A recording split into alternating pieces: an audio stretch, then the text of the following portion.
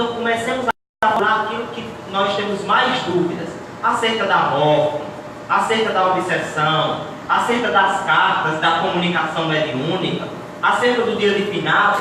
Vocês perguntam e eu vou ter o maior prazer em respondê-los. Nelson está aí com o microfone, você levanta a mão, ele vai até você e a gente começa esse diálogo. Tudo bem?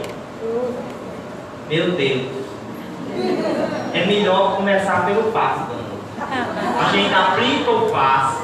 Quando todo mundo estiver revigorado, aí a gente volta para as perguntas. Aí quando eu perguntar, tudo bem, é vocês? Tudo bem. Ótimo. E também gostaria de dar boa noite aos nossos amigos da internet. Viu, Felipe? Eu queria, por gentileza, que você selecionasse 3 perguntas. Daqui a 40 minutos eu peço a primeira delas. Ok? Então vamos lá. Quem será o primeiro? Uma pergunta aqui, ó, do nosso amigo. A pessoa que eu mais amava na vida morreu. Por que eu tenho contato com ela? Me desculpe, repita sua pergunta, que quando você falou eu não entendi. Ah, A pessoa que eu mais amava na minha vida chama minha mãe. tudo bem. Como hoje eu fui visitar o plano dela. Ó, por que você não tem contato com ela? O contato espiritual, ele se dá mais intensamente quando o indivíduo traz no seu organismo uma ferramenta mais expressiva, mais intensa, chamada de mediunidade. Você não tem contato com sua mãe, porém sua mãe continua viva. Um médium, uma pessoa que traz essa ferramenta no campo orgânico, por exemplo, uma pessoa como eu, que recebe as cartas aqui, ou que faz parte das reuniões mediúnicas, ou por exemplo, Beta, ou vamos dizer, Chiquinha, ou sei lá, outro médico, Ana Paula, Vasques, uma pessoa que traz essas ferramentas no organismo físico, ela tem a oportunidade de ter contato com a sua mãe e com outros espíritos. Mas nem todas as pessoas têm a oportunidade de ter esse contato imediato. Apenas aqueles que têm a mediunidade em si, na sua fisiologia. Mas isso não quer dizer, meu amigo, que a sua mãe não vai se comunicar. Porque Deus é misericordioso. Deus é extremamente misericordioso para com os nossos sofrimentos. Então sua mãe, no tempo certo, na hora certa, vai procurar uma pessoa dessa, que tem essa ferramenta, que tem essa capacidade, e vai se comunicar com você. Aí sim, você vai ter contato com ela, mesmo você não tendo mediunidade. Mas eu tenho contato com outras pessoas. Tem contato com outras pessoas? Tudo bem. Então nós temos aí um caso de preparação e de afinidade. Quando uma pessoa, um médico, tem contato com alguns espíritos e com outros não, é possível que esse espírito com quem ele não teve contato ainda não esteja preparado para se comunicar. Ou então a sua mente esteja atraindo apenas os espíritos que você está tendo contato e não ainda a sua mãezinha.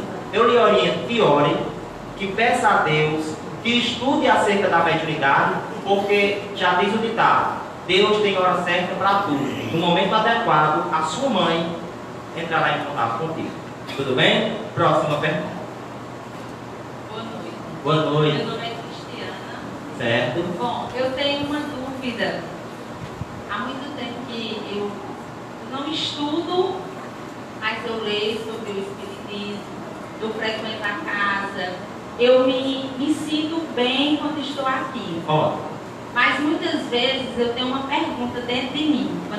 Às vezes estou conversando com amigos sobre o Espiritismo e eles me questionam. Mas você acredita na reencarnação? Quando eu falo com alguns amigos que são católicos, aí, mas é a ressurreição. Então, qual é a minha dúvida? certo. Eu realmente tenho dúvidas sobre a reencarnação. Eu penso assim, se eu reencarnei mil vezes que seja, Tudo bem. então isso significa que Deus, Ele criou 100 pessoas e essas 100 pessoas vêm reencarnando durante tantos anos? Ou será que foram criados novos espíritos? Eu tenho essa dúvida em mim. Tudo bem. Será que é só uma série de pessoas, de espíritos? Ou são várias? Ou podem nascer novos? Então, bem. eu tenho dúvidas sobre a reencarnação. Essa sua pergunta é tão importante quanto a do nosso amigo aqui. Eu gostaria que você ficasse em pé, para que eu pudesse lhe ver enquanto respondo a sua pergunta.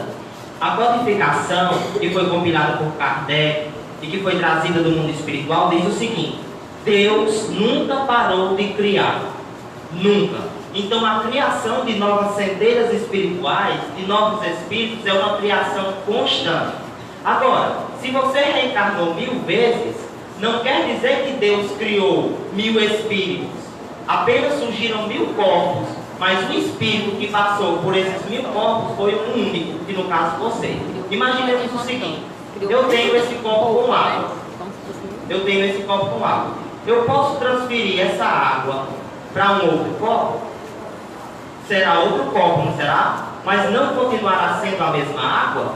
Então, se você reencarnou 1000 vezes, mudaram-se os corpos, mas não mudou a sua personalidade, o seu íntimo, os seus desejos, as suas inclinações. Foram apenas corpos que foram trocadas, cuja água é a mesma.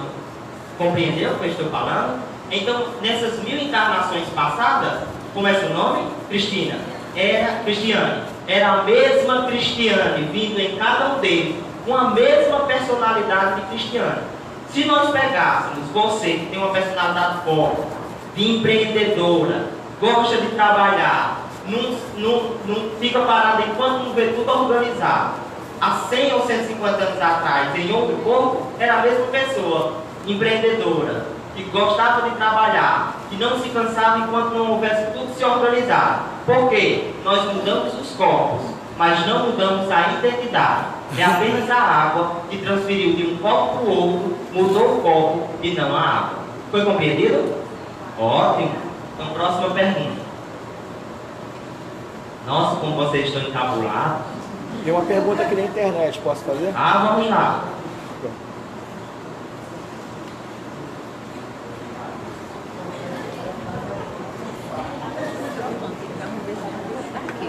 Tem uma internauta que está fazendo uma pergunta, o nome dela é Maria Fátima. Ela está perguntando se todas as vezes que eu vou ao cemitério, o meu parente está lá, quando eu faço as minhas preces para ele. Tudo bem.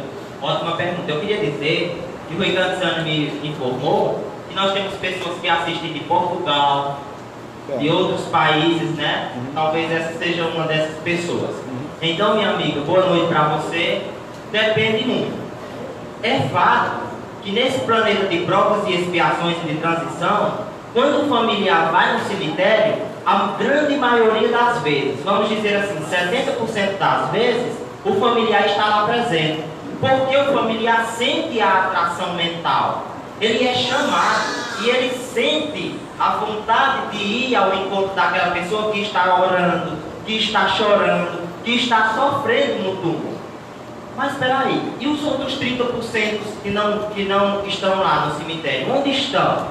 Podem estar reencarnados. Já pensou? Você chorando pela sua mãezinha que desencarnou há 30 anos, querendo que ela estivesse presente com você no cemitério. Mas ela hoje é uma criança de 9 anos. Não tem condição dela sair do corpo e ir ao seu encontro. E também tem uma grande parcela de espíritos evoluídos que ajudam à distância. Eles sabem que para terem contato com os familiares não é preciso ir lá no cemitério. Vamos fazer aqui uma analogia. Eu quero fazer uma prece pela minha irmã. Só que minha irmã não está aqui hoje, está nos Estados Unidos. É só um exemplo, porque ela está ali, viu? Ela não está nos Estados Unidos. A prece, com boa vontade e com boa intenção, chega nos Estados Unidos, sim ou não? Sim. Então tem espíritos que não querem ir ao cemitério porque sabem, eu vou mandar as boas energias daqui de onde estou. E essas energias serão tão efetivas quanto se eu estivesse lá. Ok? Então 70% dos espíritos vão ao cemitério pela atração, os outros 30% não. Uns porque estão encarnados e outros porque já passaram dessa fase, já estão mais evoluídos do que nós outros. Pergunte à nossa irmã se ela está satisfeita com a resposta, viu? Posso fazer outra? Tem outra? Não, agora não. Mais um minutinho. Vamos lá. Outra pergunta ali. Com relação à ressurreição e reencarnação, Pedro, Tem uma passagem no livro do Espírito que ele mostra que no passado, eu não lembro muito bem o século, porque assim, eu já estou meio cagada também, a memória não está muito boa não. Então mostra que a palavra ressurreição que está escrita lá na Bíblia era reencarnação. E os irmãos da Igreja Católica, um Papa, que eu não sei também o nome agora, mas depois eu te mostro, tirou essa palavra de reencarnação na Bíblia, porque ia haver muitas controvérsias. E por isso que nossos irmãos evangélicos, eles não acreditam na reencarnação por conta disso. Mas a gente estudando a história da Igreja Católica, desde o início até hoje, a gente vê que tem sentido.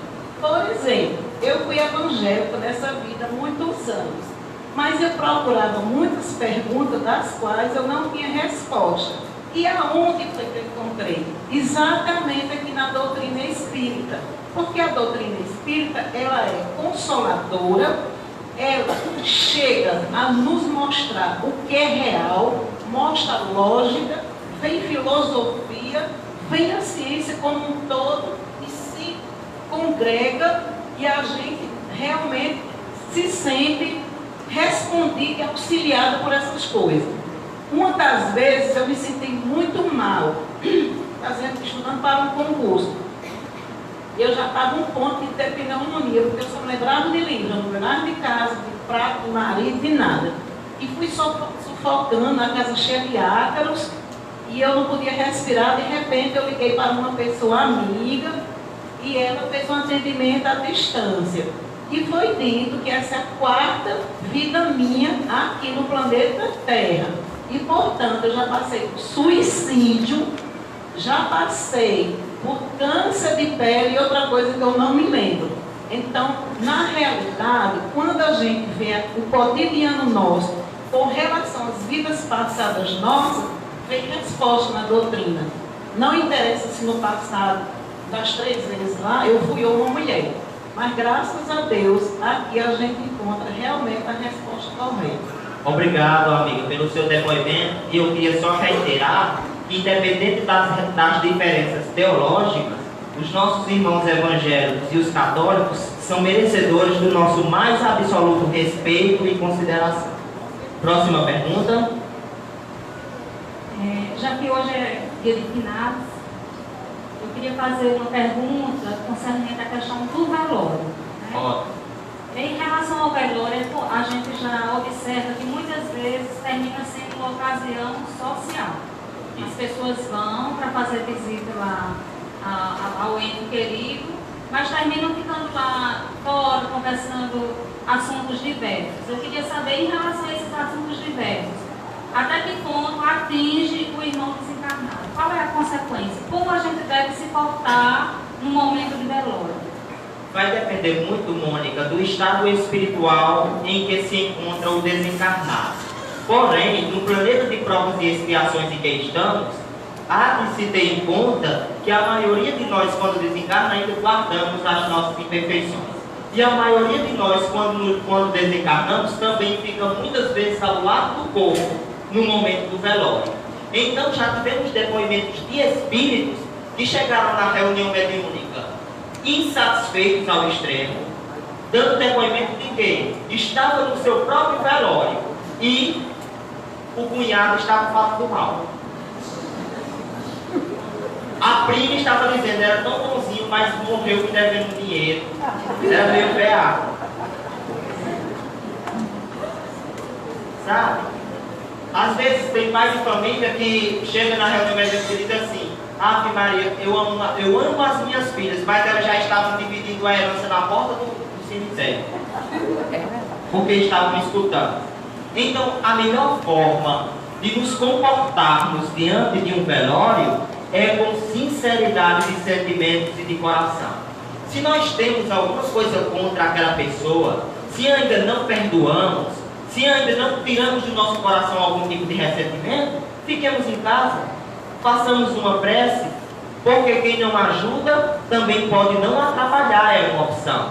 Mas se nós estivermos no velório, estivermos em loco, a melhor forma de ajudar aquele desencarnante é orando, pedindo a Deus tranquilidade para ele e, acima de tudo, pedindo a Deus que ele se desvincule de forma absoluta da matéria.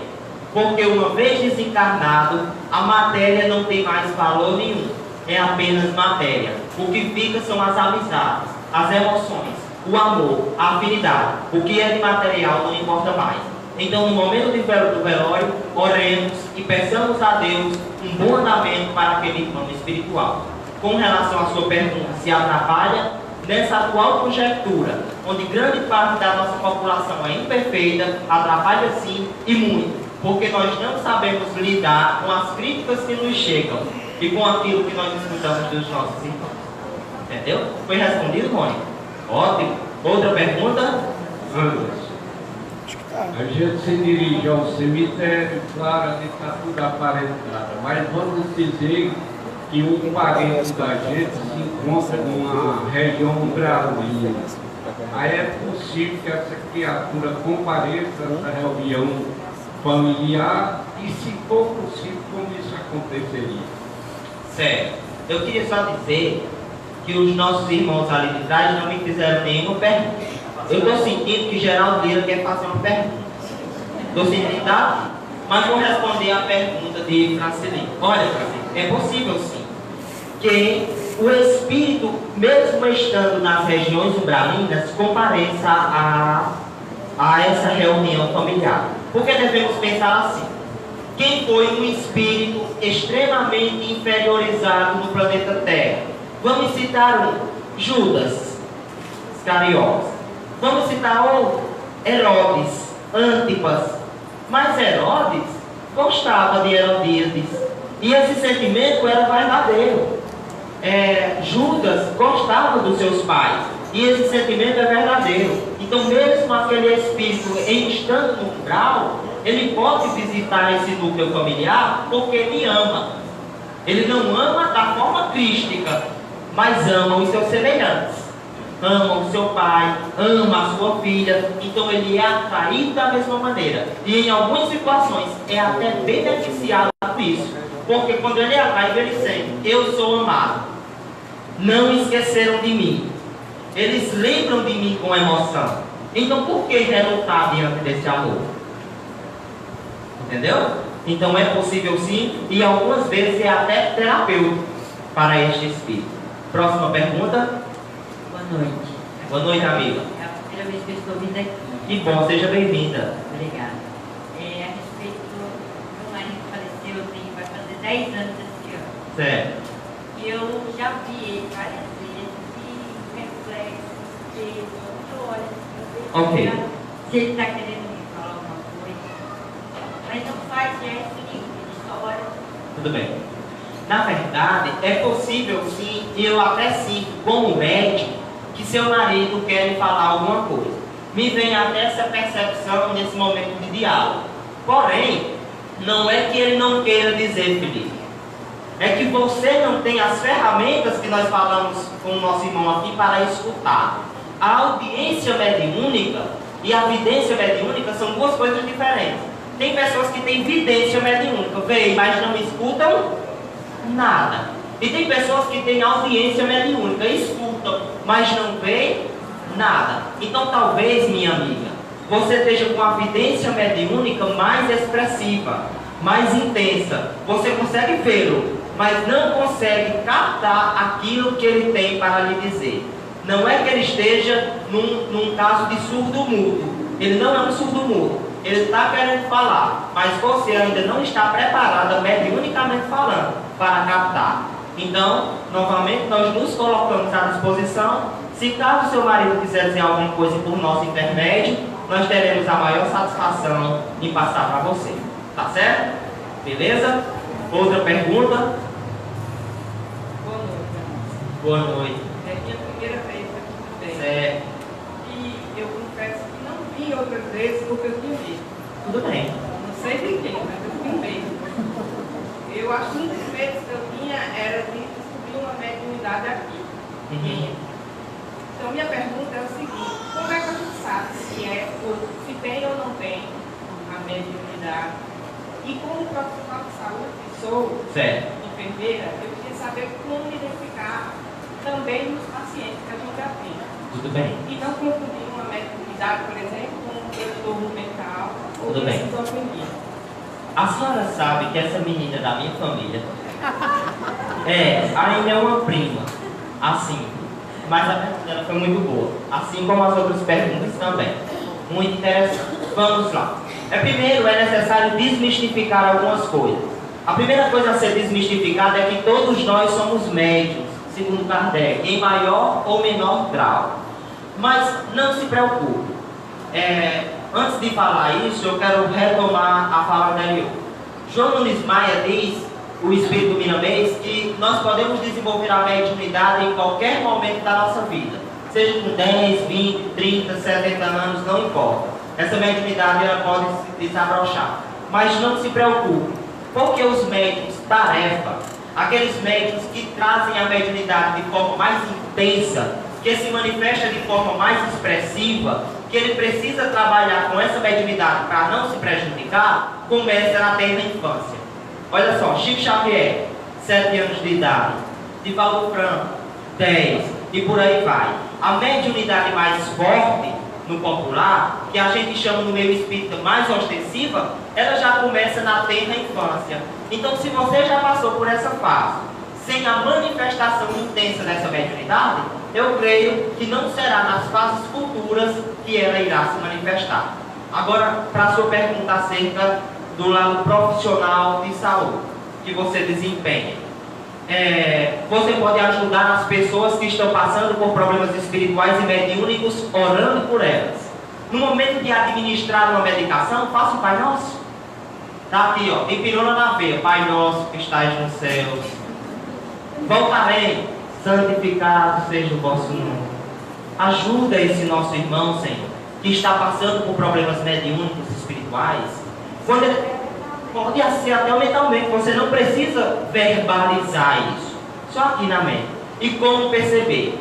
Engraçado, eu dei recentemente uma disciplina de neuropsiquiatria, e no ambiente acadêmico a gente não pode falar disso abertamente, né? Porque ainda tem certos preconceitos, e é bom que o médium saiba separar a sua vida profissional da sua vida mediúnica e espiritual. Porque se ele mistura as duas coisas, ele acaba se desequilibrando em ambos os lados. Mas uma das formas de se detectar isso é pela refratariedade da medicação. Por exemplo, um indivíduo que está incorporado e você aplica nele um fentanil, a água vai ser a mesma coisa. Um aldol, suponhamos, um neuromodulador, seja uma anfetamina ou seja um barbitúrico, não fará efeito no campo fisiológico dele. Por quê? Porque esse campo fisiológico está sendo controlado por uma mente externa, que é o espírito obsessor. Então nós tivemos muitos casos, inclusive do doutor José Raimundo de Lima, que foi durante muito tempo presidente da Federação Espírita Paraibana, que quando jovem, 27 anos, que quando jovem, passado por perturbações espirituais gravíssimas, os psiquiatras o internavam, as doses terapêuticas eram homéricas e não servia de absolutamente nada. O espírito continuava a escarnecer dos médicos, dos profissionais de saúde, do mesmo jeito. Uma das formas de diferenciar é essa. É mais refratário à medicação do que os outros pacientes comuns. Uma diferenciação mais complexa, apenas um médico pode fazer. Tudo bem? Foi respondida a tua pergunta? Internet, Felipe. No microfone. Vamos lá?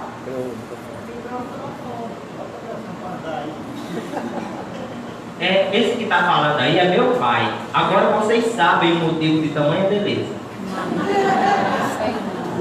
Oi, Anderson. Oi. Nós temos aqui 15 pessoas conectadas assistindo na internet. Ó.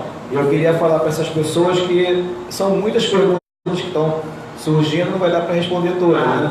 Mas tem até, como o Rico Etizanes tinha asseverado que tinha uma pessoa de Portugal. Sim. Temos aqui, Costa Maria, diretamente de Portugal. Olha aí, gente.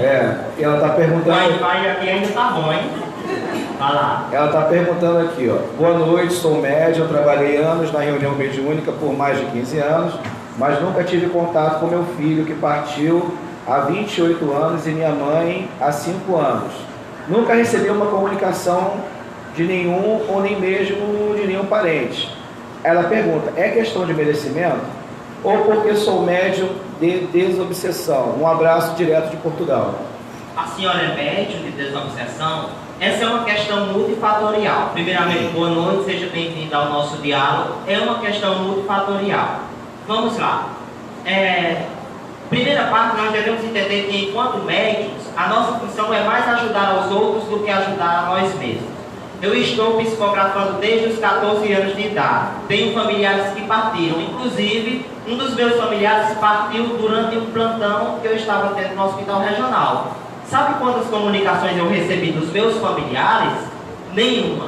Mas por quê? A minha função, a minha tarefa é ajudar aos meus semelhantes. A minha ajuda fica secundária, fica em segundo plano. Mas temos outros fatores que podem estar associados. Um deles é a própria encarnação. Será que esse familiar que partiu há tanto tempo não já está encarnado? Esteja em um novo corpo? Então é mais ou menos complexo essa pessoa sair do corpo, desdobrar-se, para fazer uma comunicação para você. E no terceiro ponto está a capacidade do espírito em passar essa comunicação. Porque nós acreditamos que apenas o médium é responsável pela comunicação. Mas não é bem assim. O espírito também deve se preparar para se comunicar. André Luiz nos fala, através das obras de Francisco Cândido Xavier, que os mentores ajudavam os espíritos sofredores a tocar o córtex cerebral do médium, porque esses espíritos não sabiam se comunicar sozinhos. Então pode não estar se comunicando porque ainda não aprenderam a exercer essa comunicação.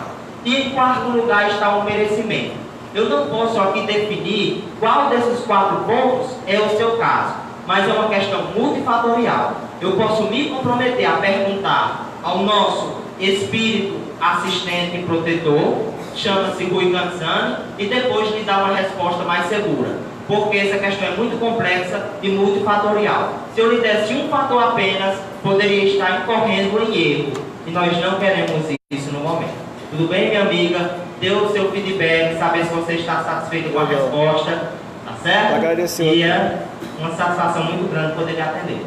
Antes, uma pergunta não é minha, não é dúvida minha, mas de várias pessoas que já me perguntaram.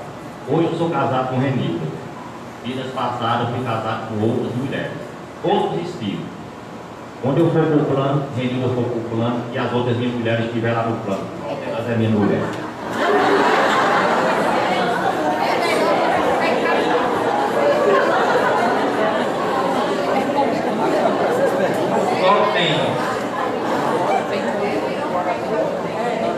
Voltemos. Vamos voltar, lembrar daquela palavra, né? Tranquilidade, paciência, concentração. Mas é muito engraçada a pergunta de Nelson.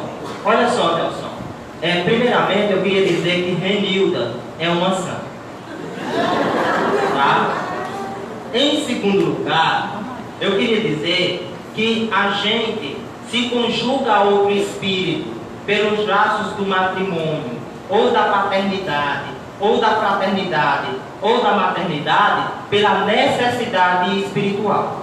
Então é possível que quando você voltar, essa sua esposa do passado já esteja em outra situação, em outra condição. Por exemplo, pode ser a sua filha, que já está vivendo de maneira diferente. Mas no decorrer do tempo, quando os espíritos vão evoluindo, esses laços que nos definem, por exemplo, pai, mãe, esposa, esposo, eles vão sendo substituídos pelo amor fraternal.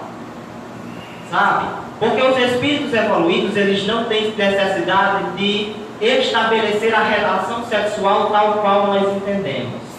É uma relação de amor que se define pela troca energética. Então, se você estiver evoluído, e essas mulheres também, Nelson, futuramente, vocês irão trocar essa memória de que foram maridos e mulheres de vidas passadas e que hoje são irmãos para uma nova proposta existencial. E se você desencarnar ainda imperfeito e for para o plano espiritual e quiser saber de uma delas, é bem possível que o Conselho Kármico, inteligentemente, tenha dado a oportunidade a ela de encarnar. Uma hora você paga, outra hora elas. Uma hora você está na expiação, outra hora elas. Outra hora vem os dois juntos, um como pai, outro como filho, ou como irmãos, para que a carruagem siga o seu caminho. Tudo bem? Foi respondido? Beleza. Vamos lá, outra pergunta. Boa noite, Márcio. Eu assistindo filmes e palestras com a minha esposa através da internet, a gente vê muitos palestrantes ele orientando. Quando você for ao cemitério, você na entrada você faz uma prece. E quando você retornar, na saída você fazer outra prece na saída, porque existem vários espíritos, espírito sofredor, perturbado, ele poder acompanhar até a sua residência. E eu queria que você me respondesse, realmente, é só no cemitério que existem esses espíritos sofredores e perturbados, ou em qualquer outra parte que a gente ama? Realmente, ele pode acompanhar até na residência, ficar a gente sofrendo também? Ótima pergunta, essa sua, meu amigo. Olha só, eu tenho certeza que esse palestrante ele teve a melhor das intenções em passar essa informação. E essa informação é muito lógica e é muito prática. Parabéns para o nosso irmão palestrante que você ouviu essa mensagem. Porém, eu gostaria apenas de complementar a informação dele. É necessário que a prece seja feita não ao entrar e ao sair do cemitério. É necessário que a prece seja feita ao sair de casa. No momento em que você acordar, ao chegar em casa, no momento em que você estiver se alimentando.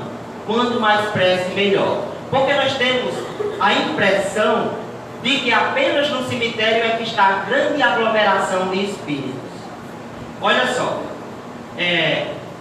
quando eu tinha 9 anos de idade, eu estava com uma obsessão tremenda. Passei 3 meses fazendo tratamento com esta que está ao meu lado agora, que me acolheu na casa espírita, é uma mãe para mim, certo? E quando foi com 3 meses depois, eu já estava tão bem que os meninos inventavam de brincar de esconde-esconde no cemitério. E eu ia, morando ali na Rua das Almas. Olha onde era que eu morava, na Rua das Almas. E sabe o que é que eu sentia? Nada. Achava um lugar ótimo para brincar. Criança, né? Vamos dar sentido às proporções aqui. Nós estamos falando de adultez. Mas a gente tem essa impressão de que apenas no cemitério está a grande aglomeração de espíritos. E não é. Não é. Quer saber um local que tem muito espírito e talvez cause mais dano do que um cemitério? Uma festa onde esteja presente a sexolatria, a bebedeira, as emoções mais negativas. Talvez esse local traga mais prejuízo ao indivíduo do que o cemitério. Mas para todos os casos, seja cemitério, seja festa, seja escola, seja trabalho, a prece deverá ser feita ao sair de casa e ao retornar. Sua segunda indagação: poderemos trazer um espírito para a nossa residência ao retornarmos? Obviamente, pela lei de afinidade. Então, se você se afinou com alguma entidade, com algum espírito, e esse espírito se afinou com você, ao voltar para casa você pode trazer essa influência negativa. Por isso que também nós pedimos para que as casas estejam protegidas. Não peça apenas para você, peça também pela sua casa. Porque ao retornar, toda a influência negativa fica do lado de fora e não entra com você. Respondida a sua pergunta? Beleza? Outra dúvida? Boa noite. Oi, Cícero. Tudo bom? Obrigado. Anderson, uma pergunta que eu queria fazer, um pouco complicada. Para mim é mais simples para você que você estuda a doutrina espírita. Mas óbvio que é isso. Pode até dizer que eu estou meio doido, mas é uma pergunta que... Pois se você está doido, eu também estou. Porque nós estamos no mesmo barco. Veja bem, eu costumo trabalhar viajando sempre de uma cidade para outra, né? E aconteceu uns dias para cá, não comentei isso para mas que às vezes eu vou dirigir meu carro, certo? Nem ligo o som nem nada, e vem na minha mente, como se fosse minha filha dizendo assim: pai, me perdoe, pai, me perdoe, pai, eu te amo, pai, eu te amo. Eu disse: será que eu estou ficando doido, ouvindo isso na minha cabeça? E não sou eu, tá entendendo? Então é essa pergunta que eu queria que você me respondesse. Será que é ela querendo entrar em contato comigo, ou eu estou ficando doido precisando de um psiquiatra, né? Só espelho, obrigado. Não, você não está ficando doido. O importante está dizendo que realmente era sua filha. E nós, realmente, essa questão é simples, mas ela é muito válida e muito importante, formulada por você, para que você entenda melhor e nós também entendamos, que existem dois tipos de audiência mediúnica, de gente que escuta os espíritos. Uma é a clara audiência. Vocês não estão falando comigo? Aí eu estou escutando aqui, não estou externamente, pelo meu canal auditivo, ouvido externo, ouvido médio, ouvido interno, cóclea, lobo temporal, está captando esse som, transmutando esse som e me deixando entender a linguagem de vocês. Quando eu escuto um espírito, tal qual eu estou escutando vocês, chama-se clareaudiência. O médium tem uma mediunidade audiente tão desenvolvida que ele não consegue diferenciar se é uma pessoa encarnada que está falando ou se é uma pessoa desencarnada que está falando. O segundo tipo de audiência, Cícero, é justamente esse daí. A audiência interna, que nós chamamos de inspiração, e que antes Kardec catalogou no livro dos médiuns como sendo a mediunidade de intuição. A voz é escutada dentro da cabeça. Né? É justamente isso que ocorreu com você. Ela emitiu o pensamento, sentiu vontade de falar com você e você captou naquele momento, pela audiência interna, dentro da sua mente e não a externa. Se fosse um médium com maior tempo de educação da mediunidade, talvez tivesse escutado claramente. Mas por você estar ainda iniciando os estudos, a sua audiência ainda está em forma intuitiva, ou seja, audiência interna. Tudo bem, meu amigo? Foi respondido então? Eu acredito que seja tua filha sim. Vamos lá? Aqui, ó. Vamos lá, Dinhos. Eu queria saber, relacionado ao sonho, qual seria a explicação do espiritismo relacionado a isso? Porque, por exemplo, eu tive um irmão que faleceu há 3 anos. Certo. Inclusive esse mês completo, novembro. Certo. E desde então que muitas vezes eu sonhei com ele. Um desses sonhos eu lembro bem que ele quase me contava como aconteceu o incidente. Só que não chegou a contar. E muitas vezes assim, eu sonhei com ele, tentando conversar de alguma forma. Eu queria saber se por meio do sonho seria também uma forma de haver a comunicação. Essa sua pergunta é igualmente valiosa. Nós queremos dizer que um estudioso da matéria, até certo ponto materialista, foi o neurologista Sigmund Freud. Freud se dedicou à interpretação dos sonhos, ao fenômeno da hipnose, inclusive aos estados estéreo e tudo mais da hipnose, e também se dedicou à psicanálise, tendo discípulos importantes para a evolução do pensamento psicológico na matéria, como por exemplo Carl Gustav Jung, que deu continuidade aos estudos de Freud. Tudo bem? Então, nós temos os sonhos psicológicos, ou podemos determiná-los como sonhos fisiológicos, que são aqueles sonhos misturados. Você teve um dia difícil, o seu hipocampo, que é a região cerebral responsável pela memória antiga, e o seu lobo pré-frontal, que é responsável pela memória recente, estão sobrecarregados de informação. Então, no momento do sono REM, o cérebro metaboliza tudo isso, organizando. Isso é valioso? O hipocampo guarda. Isso não é valioso? Vamos descartar. Essa organização gera sonhos igualmente desorganizados. É o cérebro fazendo a nossa faxina. Agora, quando o sonho tem sentido, tem lógica, por exemplo, você vê o seu irmão, conversar com ele querer lhe passar o modus operandi do desencarne, esse sonho é o que nós chamamos de sonho espiritual, facultado pelo desdobramento. Porque quando nós dormimos, o nosso espírito sai, se comunica com os demais espíritos. Então esse sonho claro, de conversa, de tete a tete com o seu irmão, foi um sonho espiritual. Se ele fosse confuso, fragmentado, anacrônico, talvez fosse um sonho psicológico e não espiritual. Mas essa lucidez que você narra é típica do sonho espiritual. Ok? Perguntas da internet, Lee?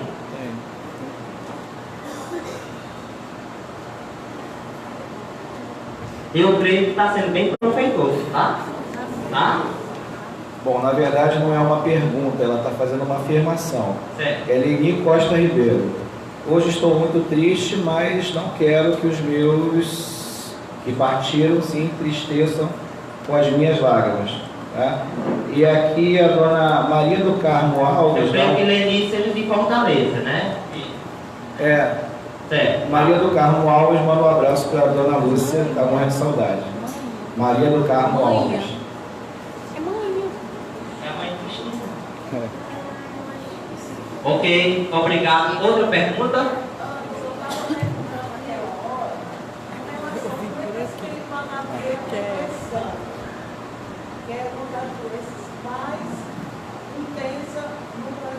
Tudo bem, vamos lá. Boa noite, pessoal. Anderson, a minha pergunta é basicamente como o Mônica perguntou a questão do velório, mas a minha é a forma que nos conduz aí aos cemitérios. E assim, esse preparo, às vezes que a gente deveria ir lá. Como por exemplo, às vezes eu sinto que, eu acredito que meu irmão não esteja ali naquele túmulo, mas de repente tem na minha mente de que ele se sinta assim, que as pessoas não procuram ele, que não vão visitar ele ali no túmulo, pela cultura que a gente tem, né? Pelo esse conhecimento que a gente tem. E ainda pegando a fala do rapaz ali que fala de Cícero, né? Que falou que se viu essa voz da filha dele, se tem como a gente diferenciar uma ideia assim. Como por exemplo, hoje eu fui ao cemitério à tardinha e conversei muito com meu irmão. E quando eu ia sair, minha mãe ligou. E veio assim no impulso. Mãe, já está mandando um abraço. Sim, talvez não me. E hoje eu não sei. Tudo bem. É muito emocionante essa sua pergunta e já eu respondo a da minha amiga ali. Olha só, eu vou lhe responder a sua primeira indagação dizendo que Jesus disse na ocasião em que ressuscitou Lázaro, né? Lázaro, que era um grande amigo de Jesus, um espírito afim do mestre, afinado com a proposta do Nazareno, e ele diz às irmãs de Lázaro: por que procura o vivo entre os mortos? Olha que resposta bonita essa de Jesus. Por que procura quem está vivo entre os mortos? E também disse isso quando voltou, né, do túmulo de pedra e disse a Maria quando foi visitá-lo: por que procura quem está vivo em meio aos mortos? Isso daí, Ana Célia, é apenas uma questão cultural, de acharmos que o único ponto de contato com os nossos semelhantes é no cemitério. Não é. Pode ser na igreja, tanto evangélica quanto a católica, pode ser no meio da rua, pode ser dentro de casa, na oração. O pensamento é livre. E ele é como um vento, sopra onde a gente deseja que ele sopre. Entendeu? Então é apenas você está arraigado a uma questão cultural. E nós precisamos de tempo. Isso naturalmente vai se dissolver. Mas nós precisamos de tempo para dissolver essas questões ainda nossas. Tudo bem? Com relação ao abraço que você mandou para a sua mãe em nome do seu irmão, eu vejo como uma coisa absolutamente verdadeira. A mesma coisa que ocorreu com Cícero. Só que nesse caso ele não utilizou a audiência. Ele utilizou a psicofonia. Você diz sem sentir. Porque na audiência eu capo. Depois que capo eu digo. Mas na psicofonia é justamente assim. A ideia vem quando você pensa que não já disse. Entendeu? Olha, Dona Lúcia é a minha mãe espiritual. Minha mãe biológica está ali, Iracema. Eu também a amo muito. E quando nós estamos na reunião mediúnica, os espíritos chegam perseguindo os sirineus. Dizem as coisas comigo e dizem as coisas com Dona Lúcia. Mas quando eu penso que não, já disse. Não é a minha função dizer, eu não sou médium. Então essa sua informação foi uma informação psicofônica. Antes mesmo que você se apercebesse disso, você já disse. Do mesmo modo que os obsessores dizem as coisas com as pessoas nas reuniões, sem que o médium se aperceba dessa comunicação. Tem coisa que eu digo, eu não vou passar, porque essa informação é muito grave. Aí de repente já está no papel.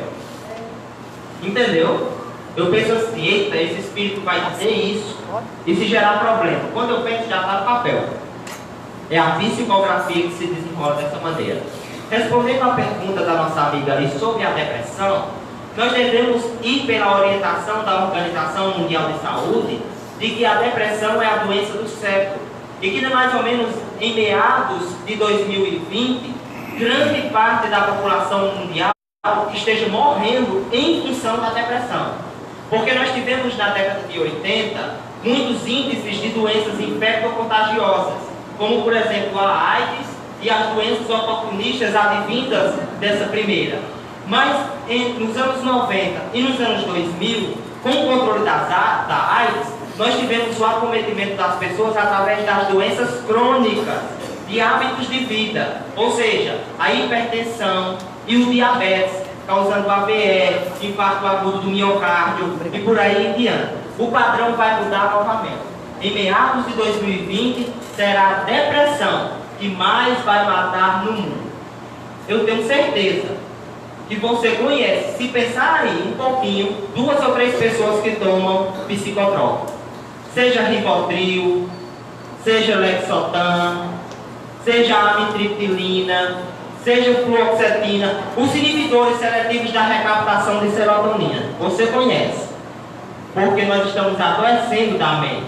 Então, primeiramente, a depressão ela pode ser explicada do ponto de vista físico, o quimismo cerebral que sofre alteração. Mas ela também pode ser explicada do ponto de vista espiritual. Porque Divaldo Franco, em visita aos antigos nosocômios, que depois da reforma psiquiatra passou a ser o atendimento psicoterapêutico social, ou seja, o CAPS, ele diz que grande parte daqueles doentes da mente tem um problema espiritual conjugado à sua condição. Tudo bem? Dona Lúcia, quer fazer uma pergunta? Sim. Quando Jesus diz, procura os mortos, vivos entre os mortos. Porque Lázaro estava no estado catalético. Jesus jamais iria contra a lei. Contra a lei de Deus. Contra a lei de Deus. Né? Porque depois de desligar o perispírito do corpo, não tem mais como voltar. Né? Ele estava, como reintegrado, ele estava no estado de catalepsia. Por isso que ele também perguntou. Né? Agora, muitos estão nos cemitérios em respeito àqueles que vão visitar. Aqueles que estão do outro plano vêm em respeito. Mas os que já estão encarnados não podem ir. Mas por uma questão de tradição, nós muitas vezes, muitas pessoas vão tuteladas. E assim escolhe. Eu vou abrir espaço para mais 2 perguntas. Geraldo Lira levantou a mão ali e aqui o nosso amigo também. Vai lá. Em primeiro lugar, peço desculpa, boa noite, não dei boa noite na pergunta que eu fiz. A primeira vez que eu venho aqui, minha esposa já veio aqui. Há pouco tempo em Cajazeiras. Certo. Onde eu morei muito tempo fora. Eu passei por algumas religiões, como hinduísmo, budismo, Xixonoê, Jeová, fui pastor evangélico também. E eu passei pela religião e tem uma coisa que eu tenho uma dúvida até hoje, é sobre o sentido do pegar ou cremar. O que diz o Espiritismo sobre cremação? Ótima pergunta. E Geraldo Lira está levantando a mão, a gente vai responder a dele, mas quando a internet vamos encerrar, porque o nosso tempo já está demasiado avançado. Não tem pergunta mais, ok. Então só a Geraldo Lira mesmo.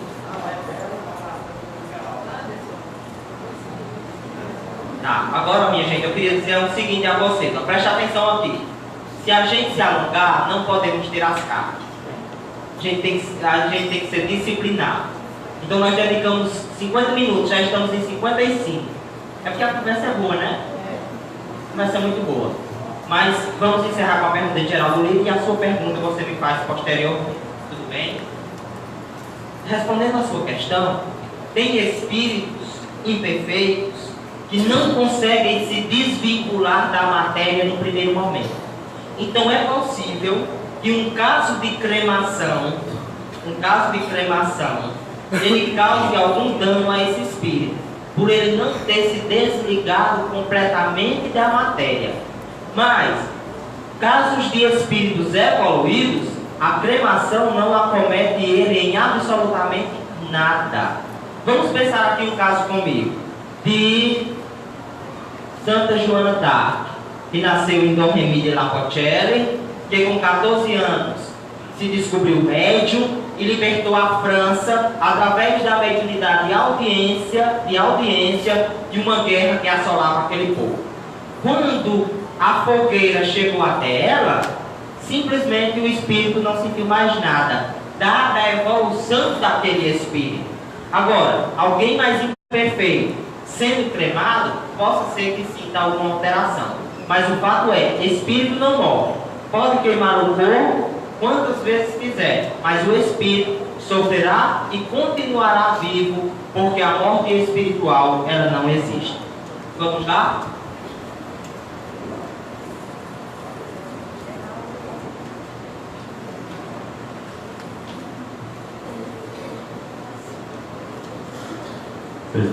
Anda. Oi. Quando você falou que eu estava querendo fazer as perguntas, eu acertei? Acertou porque eu acredito que tem bastante espírito aqui perto de mim. Pedindo, pergunta isso, pergunta aquilo. E eu ainda lembro de umas 10, mas eu vou fazer só 2. Anderson, é o seguinte, quando a menina falou aqui, foi tantas primeiras perguntas, e ela falou e você respondeu, eu lembro da pergunta, você respondeu sobre a reencarnação. Que a pessoa nascia comerciante, nascia empreendedor, 1000 vezes que viesse, né? E essa pessoa que nasce maldosa, ela nasce 1000 vezes também, como é que ela vai chegar a um lugar bom? Como é que ela vai reencarnar? Como é que ela vai conseguir chegar a um patamar bom? Se a pessoa nasce 1000 vezes má. Tudo bem. A outra é assim, vamos dizer, será que tem os espíritos, quando desencarnam, eles continuam, ficam aqui, não tem um lugarzinho pertinho lá de Deus, de Jesus, para viver dias melhores, quando voltar, já voltar mais puro? Responda isso para nós, por favor. Respondendo a sua primeira pergunta, existem 2 meios do espírito se modificar e se tornar bom. O primeiro meio é o mais fácil, o amor. Por exemplo, o espírito vem cheio de maldade com uma mãe extremamente carinhosa e bondosa. Então ele aprende com aquela mãe ou com aquele pai a se tornar melhor. O amor é um grande professor do universo. Uma pessoa que é amada, que é respeitada, ela interioriza os sentimentos de dignidade, de fraternidade, de retidão de caráter. Um desses é o amor. Agora o outro é o professor que mais existe no mundo, a dor. Vou só dar um exemplo aqui, vou dar um exemplo meu, porque eu não me acho moralmente evoluído para dar o exemplo de quem quer que seja. Antes da minha filha passar pelo problema de coração, eu às vezes me revoltava contra Deus, viu, Beto? Quando, por exemplo, não passava num concurso ou uma porta se fechava para mim, que não eram poucas portas, são muitas até agora, não são poucas, se fechavam para mim, eu dizia, como é que pode? Estou 3 vezes por semana dentro da casa espírita, sirvo no bem e não posso me revoltar contra Deus, se para outros que têm menos tempo de estudo, menos tempo de trabalho, as portas simplesmente se escancaram para eles, e eu, com a minha boa vontade de servir ao meu semelhante, todas as portas estão fechadas, esse Deus é injusto. Pensava na minha revolta. Quando a minha filha estava na mesa de cirurgia, que a cirurgia era para durar 1 hora, e passaram-se 3 horas e a médica disse, a gente não está conseguindo pegar a veia dela, eu lembrei que Deus existia. Entendeu?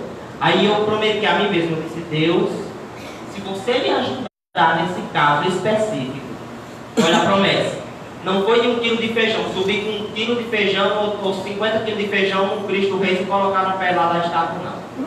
Me ajude. Porque se você me ajudar, eu prometo o seguinte: aconteça o que acontecer comigo, portas que se quiserem se fechar, fechem-se aos milhões. Eu não mais me revoltarei contra ti. No momento em que eu fiz essa promessa, a médica chegou, a gente pegou a veia. 40 minutos depois, ela estava na sala de recuperação. E sabe o que foi que eu fiz? Lembrei dessa proposta. 1 mês depois, exatamente, passei por uma coisa que doeu muito em mim. Foi o teste, viu, Mônica? O primeiro teste, é aquele que a gente conversou lá na universidade. Foi aquele primeiro teste.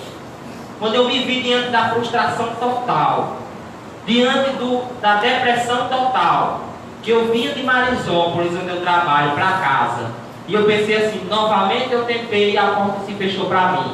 Mas eu agradeço a Deus todas as oportunidades que Ele me deu até agora. E se fecha essa porta, Ele abrirá outra mais na frente, para a honra e glória do meu Senhor Jesus. Foi isso que eu disse. Entendeu? Então a dor muda o indivíduo. Esse é o professor mais efetivo que nós temos até agora. Anderson. Oi, ela fazer outra pergunta? Faça. Bom? Faça. Aconteceu uma coisa hoje, meio-dia para 1 hora. Minha menina estava dando trabalho, eu reclamei com ela. Só que nessa hora, mentalmente, não sei como dizer, psiquiatra, alguma coisa, meu irmão falou comigo. Não sei se era um brincalhão, se era ele ou se era minha mãe comigo. E eu fui hoje à tarde para o cemitério. Aí uma delas disse assim: mãe, a senhora está triste porque tio está aqui. O irmão da senhora disse: não, eu não estou triste porque ele não está. Eu não senti a presença dele lá, mas em casa eu senti. É a mesma coisa que nós falamos para a Ana Célia. Acredito que não seja nenhum mistificador. É justamente a aproximação do espírito com o seu familiar. Apenas isso. Não houve nenhum engodo, nenhum problema desse tipo. Uma última pergunta minha mesmo para Anderson. Anderson, o que é que eu faço para ajudar nos momentos das psicografias? Primeiro, não ser egoísta. Não pensar assim, eu quero que minha carta venha. Eu quero que a carta de quem está mais precisando venha. Né? Segunda coisa, não duvidar. Porque nós sabemos, ninguém é tolo. Eu sinto a presença dos espíritos, sinto a energia das pessoas. Tem muita gente que vem aqui duvidando. Chega para aquela porta ali duvidando. Eu vou lá saber se é verdade mesmo aquele negócio. Sabia que tem? Aí depois sai, é verdade, não é verdade. Se você duvida, eu creio que você esteja com a necessidade de ver aquela parte do Novo Testamento em que Jesus fala para Tomé. É preciso primeiro acreditar nas coisas que não se veem. É nisso que consiste a fé. E não apenas nas coisas que veem. Vem, Tomé, toca a minha mão, eu estou vivo. Leia essa parte. Se duvida, para que vem? Certo? A terceira coisa é a curiosidade. Por exemplo, eu vou lá para saber o que é que o pai de fulaninho falou para ela. Será que falou algo grave? Algo triste? Essa é a terceira coisa. E a quarta coisa, pensar no bem. Não ser egoísta, não colocar dúvidas, não ser curioso e pensar no bem. São as maneiras que você tem que me ajudar nesse processo de carro. Eu sou falível, sou, porque não sou perfeito, não sou Jesus. Posso passar uma informação errada? Posso. Aconteceu com Chico Xavier, imagine com Anderson Rolim. Né? Se você está no seu celular, no Wi-Fi, dá uma chuva, o sinal cai, ocorre com a tecnologia, por que não ocorre com o ser humano? Então tenhamos essa consciência conosco.